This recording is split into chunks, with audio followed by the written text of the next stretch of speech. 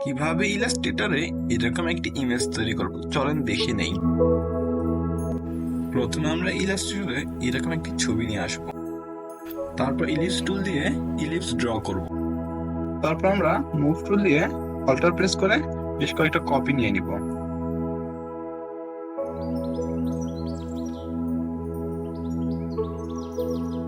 আমার কাজের সুবিধার্থে আমি ছোট বড় করে নিচ্ছি।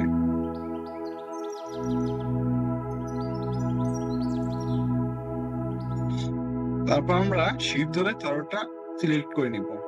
সিলেক্ট করে মাউসের রাইট বাটন ক্লিক করে মেক কম্পাউন্ড পাথ করে নিব। এবার আমরা নিচে ছবিটিকে সিলেক্ট করব, সিলেক্ট করে কন্ট্রোল সি এবং কন্ট্রোল এফ দিব, তাহলে এটা একটার উপর আরেকটা কপি হবে। এখন আমরা এই ছবিটিকে সিলেক্ট করব এবং ইলিপস গুলোকে সিলেক্ট করে শিফট ধরে দুটোকে সিলেক্ট করব, সিলেক্ট করে মাউসের রাইট বাটন ক্লিক করে মেক ক্লিপিং মাস্ক করে দিব। ক্লিপিং মাস্ক হওয়ার পর এখন আমরা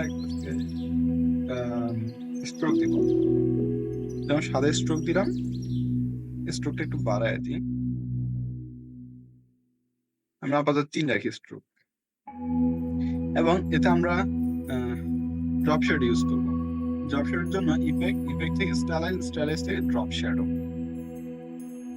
যেটা আছে আমরা আপাতত এটাই ইউজ করি। তারপর আবার আমরা নিচের ছবিটাকে সিলেক্ট করব, এটাকে আমরা ব্লার করব। ব্লার করার জন্য ইফেক্ট থেকে ব্লার থেকে গসিয়ান ব্লার ব্লার করে দিব।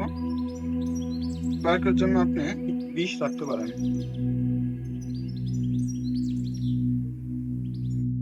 এভাবে তৈরি হয়ে গেল আমাদের কাঙ্ক্ষিত ইমেজটি। ধন্যবাদ।